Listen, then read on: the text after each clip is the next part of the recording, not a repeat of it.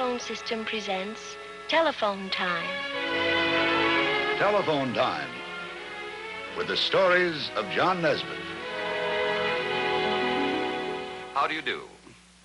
In most newspapers a few years ago, there appeared a story about a woman who had become the heroine of a winter disaster. And that, of course, happens virtually every winter. But what caught and held our attention was that Mrs. Leslie Enter was a school teacher who learned from her pupils and taught her pupils when the subject matter of the lesson was life and death for all of them. And that is some learning and some teaching. And we are calling her story Stranded.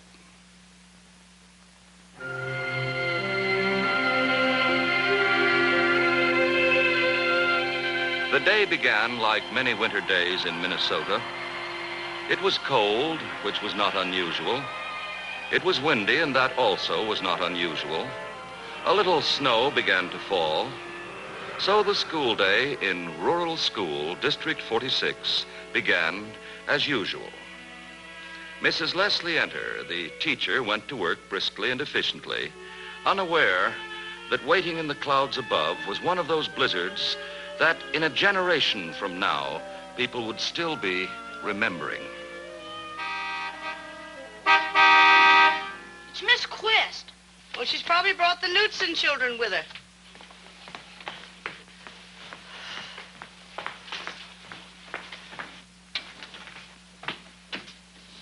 I'll be right there.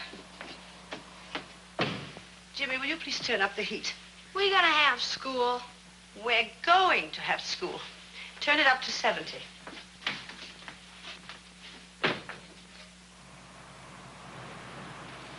Good morning, Mrs. Quist. Good morning, Mrs. Enter. Good morning, children. Are we the only ones? No, Jimmy's inside, and I'm sure there'll be others as soon as this lets up. Children, why don't you go on in? I'll be right along. Morning, Jimmy. What's good about it? Why are you coming to school? I thought you knew everything. Does Mrs. Enter know you're playing her radio? No, Mrs. Enter doesn't know I'm playing her radio. You better not let her catch you. You better not let me catch you if you tell her. I'll get it, Shorty. Hello? Then I'll plan to pick them up at the regular time. And if there's any change, you can reach me at this number in Nicolette. I'll do that, Mrs. Quist. Miss Enter! All right, Jimmy. You're wanted on the phone! Have a nice luncheon. Thank you. Bye. Goodbye.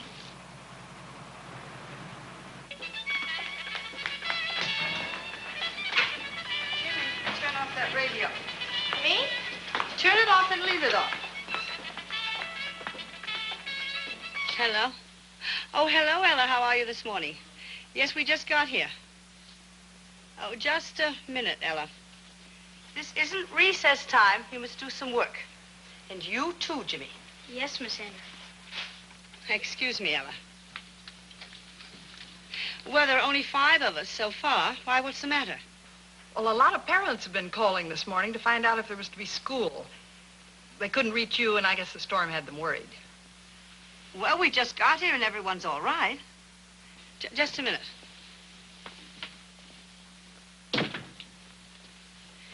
Is it bad where you are? Oh, well, Bea, that's one of the reasons I called you. Our number 3 line went out just a little while ago. And we can't be sure how long the others will stay open. Well, I'm sure we'll be all right. Thanks.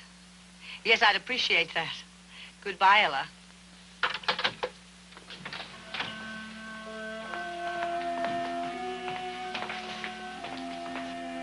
A storm was coming up. But the schoolroom was pleasantly warm by now, and there was the usual work to be done. Make a routine check of the furnace. One of the talents of a rural school teacher lies in playing the janitor to the school furnace.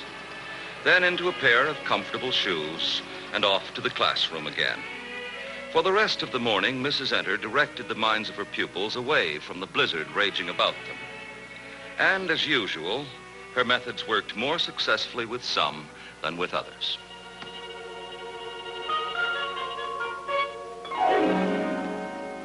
By the time lunch was over, however, she could no longer ignore the fact that the storm outside was rising beyond the usual snows of a Minnesota winter, and her thoughts went to making provisions for what might be a long day's siege.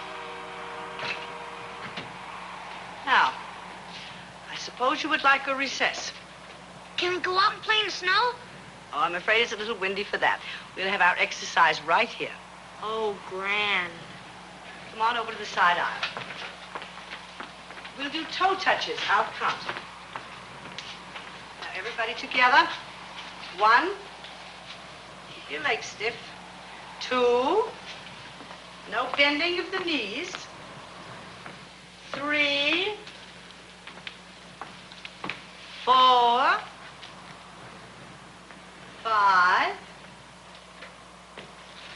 6.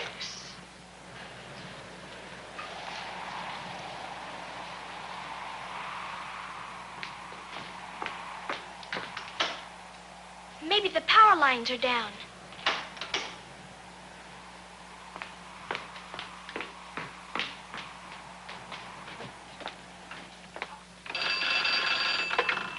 Hello?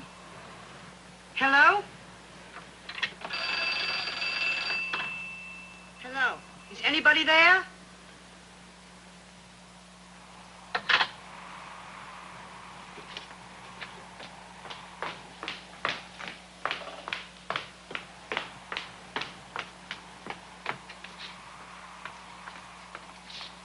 Has the furnace gone out too?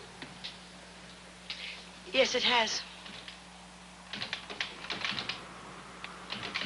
Somebody's knocking at the door. That's just the wind, sweetheart. Only the wind.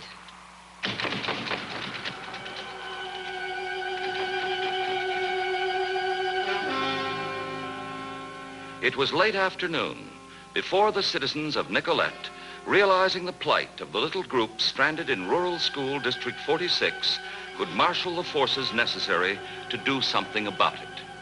There's your road, Lieutenant. 9 miles of dirt. What about the bridge? We hope it'll hold. I don't know. That plow's heavy. If you pass there, we're all right.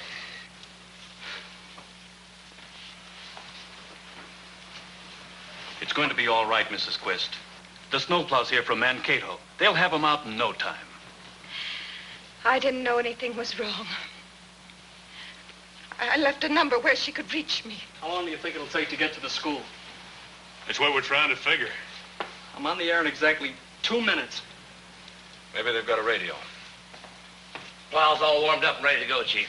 Right away. Well, look, can you make a guess? Wouldn't be any good. It's 9 miles out there.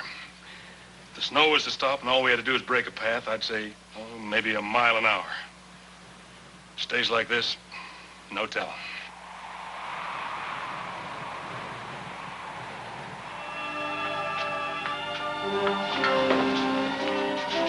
Now, we'll put these plants in the furnace room. Jimmy, will you get me a candle and some paper? There.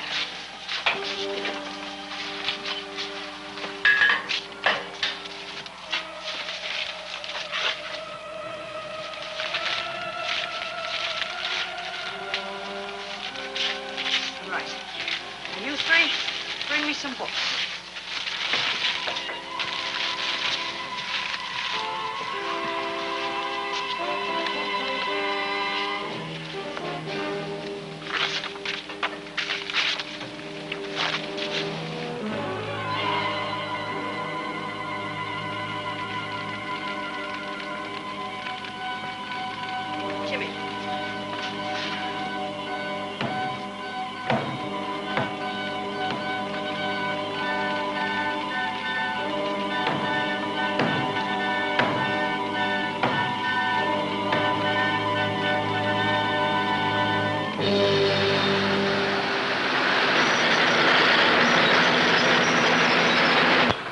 Beatrice, enter.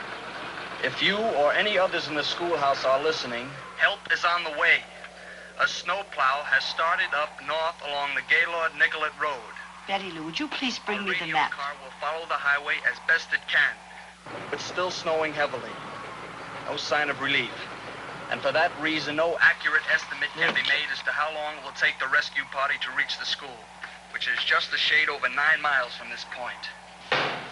If you are listening, Mrs. Enter, and everybody concerned, you told me to get more we'll keep wood. you posted on every new development in this rescue attempt. Now, this is Jerry Ferguson speaking to you from KMT's mobile unit and switching you back to our studios. Thank you, Jerry. On the national news front today... That's the last of the desk, Mrs. Enter. ...words for Wendell Wilkie. Didn't I tell you they'd be coming for us? I'm hungry. You promised we'll have a party, Mrs. Enter.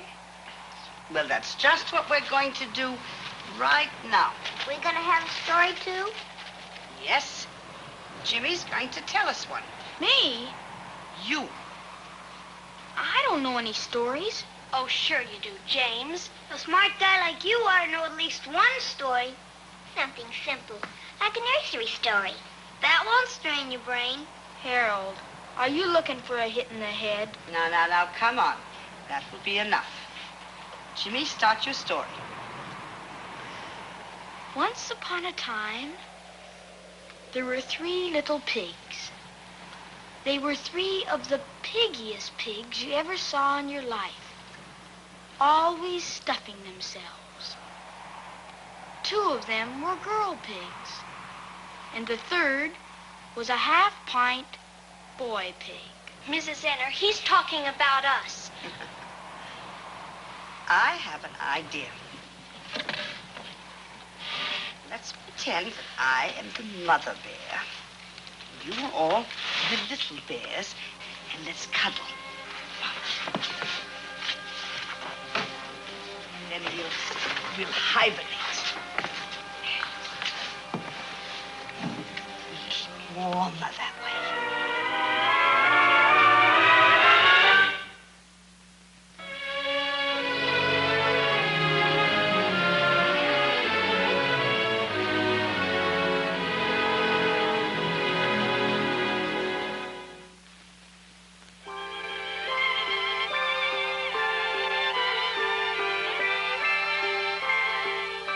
Once upon a time, there were 2 people who were sad and lonely and wishing they could hear a cheery word. One was named Timothy Thomas, and he spent all his time playing tic-tac-toe by himself. And the other was his friend Tessie Tinker. She spent all her time playing tiddlywinks by herself. And once upon the same time, there was a little girl named Dolly Phone, and she spent all her time making people happy. So one day, she zipped up to Timothy Thomas and stopped him right in the middle of a tic-tac. Say, Timothy Thomas, don't you think it'd be fun to telephone Tessie Tinker? But she wouldn't want to hear from me. Oh, I'll fix that. So she zipped away to Tessie Tinker and stopped her right in the middle of a tiddly. Say, Tessie Tinker, don't you think it'd be fun to get a phone call from Timothy Thomas? But he wouldn't want to telephone me. Oh, I'll fix that. So she zipped back to Timothy Thomas. Now, Timothy Thomas, it's a perfect time to telephone Tessie Tinker. So Timothy Thomas telephoned Tessie Tinker, and that made 2 people very happy. But Dolly Phone had other people to make happy, too. Tall people in Short Hills, short people in High Point, busy people in Sleepy Hollow, sleepy people in Wake Forest, little people in Big Spring, big people in Little Rock, millions of people who would find happiness and good times through Dolly Phone's help. Meantime, Timothy Thomas and Tessie Tinker turned out to be the happiest people of all, and neither one was lonely anymore. Whenever you want to be happy, just call on me, Dolly Phone.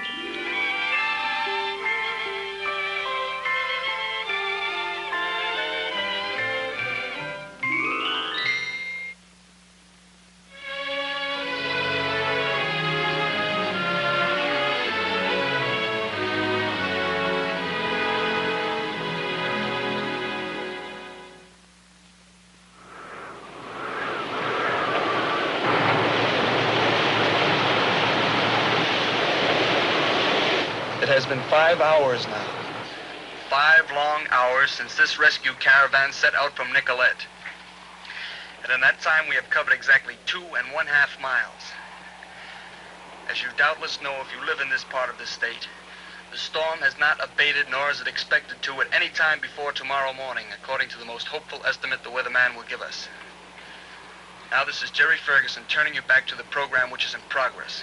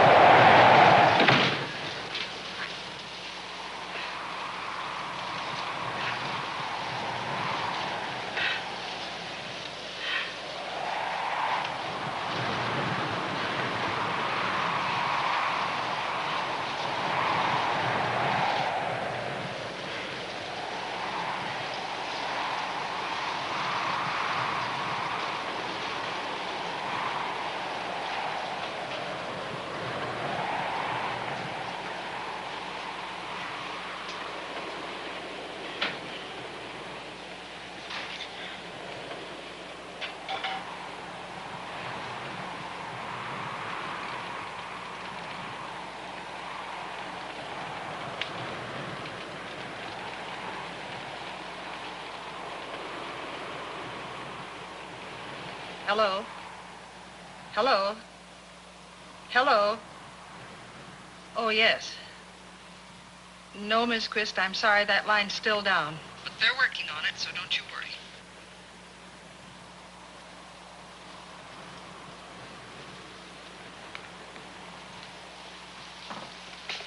Why don't you go back to your sisters and try to get a little sleep? No. I have to stay here. In case they call.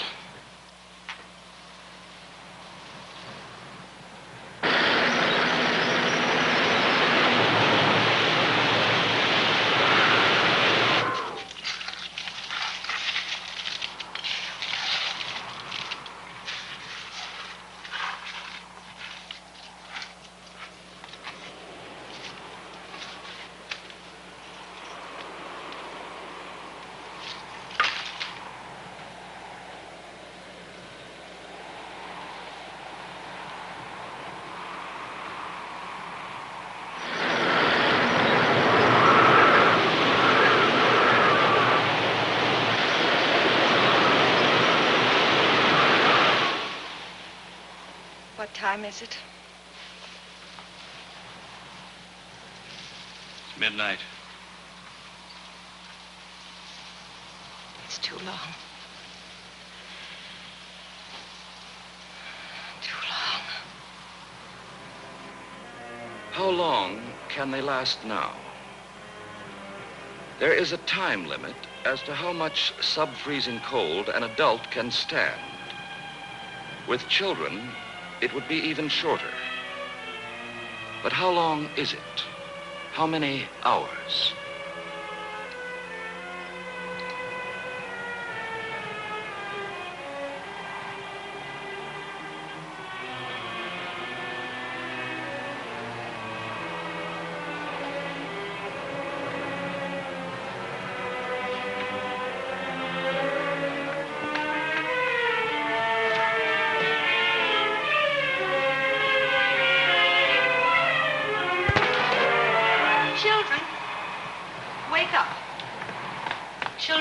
Children, wake up. Wake up. I have to talk to you. Is it still night? Yes, but you've all got to help me. We have a problem to work out. Now, all go and stand over by the blackboard. Go on. By the blackboard, that's right. You see, this is a problem very important to all of us. I was having a dream. I was warm.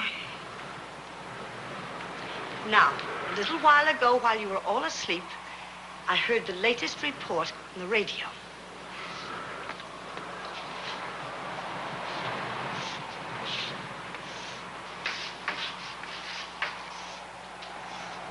Now, there is the schoolhouse. Now, here is the road that the snowplow is traveling. Now, the announcer said that the plow had only been 2.5 miles since it started. So, we must do something. If you saw these lines on a map, what would you think they were? It could be a small river. Yes, it was a small river, but it's been dried up for years. Why, that looks like part of the old gully that runs along behind the school. Well, that's exactly what it is. Now, if we were to walk through this gully west for 3/4 mile, where would that lead us? Why, we'd come to Sandy Creek Bridge. That is right. Where the highway passes over it. Hey, we might even meet up with the snowplow that's trying to get us. You have a good idea. Well, thanks. We have to be sure that we get to the bridge at the same time as the snowplow. Why? Because if we get there too soon, we'll have to wait in the cold. And if we get there too late, well... That's right, Jimmy.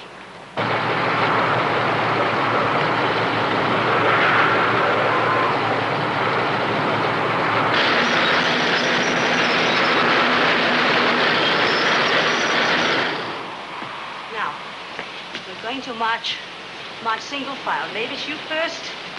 Harold, that's right. Jimmy, you go last. Now, each of you take the hand of the person in front of you. Now, remember, no loitering or stopping to rest, no matter how tired you get.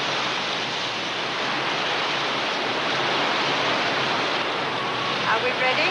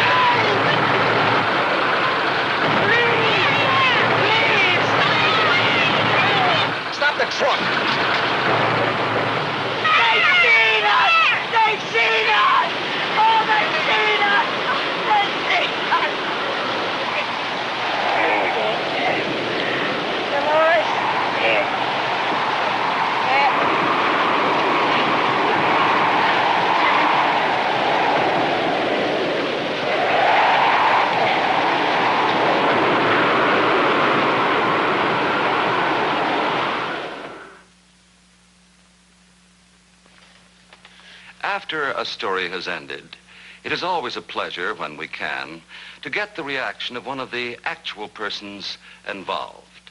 And so after the announcement, we're going to have another of our living footnotes.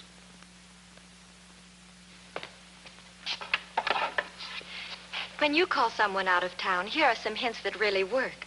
Give the operator the telephone number you want instead of just the name and address. That way your calls go through twice as fast. And you can keep a handy list of telephone numbers in this attractive blue book. It's a personal telephone directory your telephone company will be glad to give you free. On your next out-of-town call, call by number. It's so much easier and quicker for you. I hope that Mrs. Eder doesn't keep me after school for calling her a footnote, but it's one of our customs around here. And both Miss Davis, who reenacted her, and myself have wondered just what the experience still means to you today. It was an experience that could have happened to any teacher in a one-room schoolhouse. There are many such schools standing today, more than people realize. And I also imagine it must be a great deal of hard work. Oh, no. I enjoyed it. I learned a great deal there. In fact, I look at this not as my story, but as the children's story. And I knew she was going to say just that. And yet many of those children must be almost grown-ups by now. And I will bet that when there's a heavy winter snowfall, they remember. And they think of the story not as theirs, but yours. And thank you so much for being with us. In this pleasant living room, we shall meet Victoria Harrington, whose courage and devotion to her son Johnny made front pages of the news and carried her through an ordeal that few mothers have ever experienced. The story of that terror that swept into her secure, snug little home in Millen, Georgia, which we will call The Intruder. And until next week, this is John Nesbitt wishing a goodbye to you all.